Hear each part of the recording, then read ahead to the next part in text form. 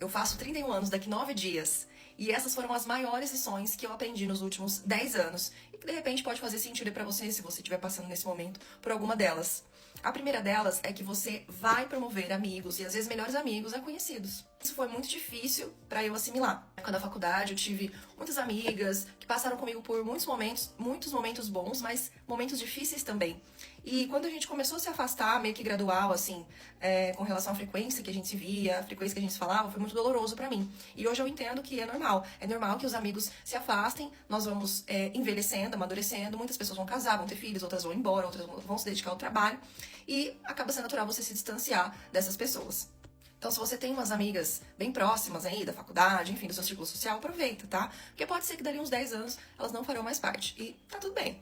A segunda lição, gente, é sobre a crise que a gente vai passar ali pelos 27, 28 anos. A mente vira um caos. É uma das maiores crises existenciais que você vai ter. É bem parecida ali com a crise dos 17, quando você tá prestando vestibular, que você não sabe ainda o que você quer fazer da vida. Então, só que com 27, 28 anos, ela vem um pouco mais intensa, que é aquele momento que você quer descobrir qual que é o seu propósito. Será que eu fiz a escolha certa? Será que eu fiz o curso certo? E é que muitas pessoas começam também a passar por uma transição de carreira. Foi o que aconteceu comigo. Não atuo mais na área que eu me formei, embora sempre trabalhe com pessoas, mas não é mais a minha principal função hoje. E se prepare, tá? Porque ali, às vezes, uma terapia vai te ajudar e ajudar muito. E aí, essa terceira lição, terapia, alguns traumas ficam insustentáveis com o passar do tempo. E se você vai guardando as coisas pra dentro de si, é pior ainda, tá? Vai chegar um momento que você vai precisar buscar ajuda. Você vai ter que fazer uma terapia, uma análise. Por quê? Porque você começa a ter outro tipo de sintomas. E esses sintomas, eles podem ser físicos, né? Algum problema ali de saúde, enfim. Ou, às vezes, alguns sintomas mentais mesmo, né? Cansaço, insônia, angústia e às vezes até uma depressão. Então a terapia, ela começa a fazer parte do jovem adulto. Essa é a pior de todas. Ver os seus pais envelhecendo é doloroso demais. E é assim, muito do nada. Que eu lembro, a primeira vez que eu vi que a minha mãe tava ficando velha foi um dia que eu fui pra minha cidade, porque pra piorar eu não moro na minha cidade.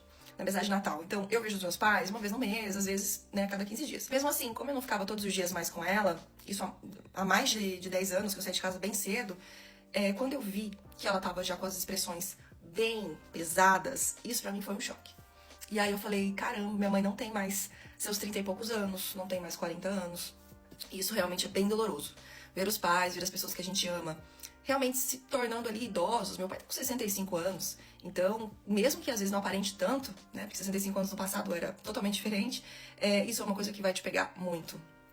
A outra lição que eu aprendi é que a gente ainda se sente muito perdido aos 30 anos, tá? A gente não tem resposta pra tudo. E por isso que eu falo, busca o autoconhecimento, porque isso vai te ajudar a ser um processo menos doloroso. Mas as dúvidas constantes entre quem eu sou? Eu ainda sou uma menina de 20 anos? Não sou mais uma menina de 20 anos. Mas também, às vezes, eu me enxergo como uma adulta, como os meus pais eram antigamente. Com 30 anos, nossos pais já eram casados, tinham 2, 3 filhos, casa, carro na garagem. E hoje em dia a nossa geração não é mais assim. Então é normal bater essa confusão, e principalmente com relação às roupas.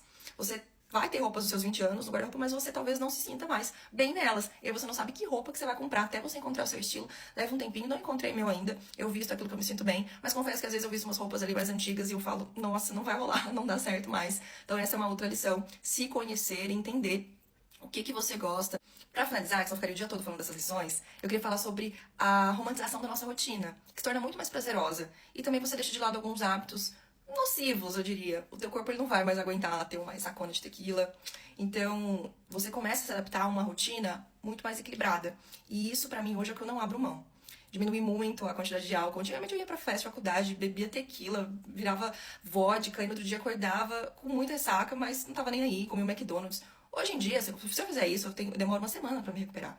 Então, assim, essa questão de ter uma rotina mais saudável, mais tranquila e não grandes acontecimentos, é uma coisa que você vai valorizar muito. Claro que a gente tem que sair, tem que ter nossa vida social, mas você vai prezar mais pela qualidade de vida, por um bom sono, por uma boa alimentação. E isso estamos fazendo muito bem atualmente. Eu espero que continue assim por mais 10 anos.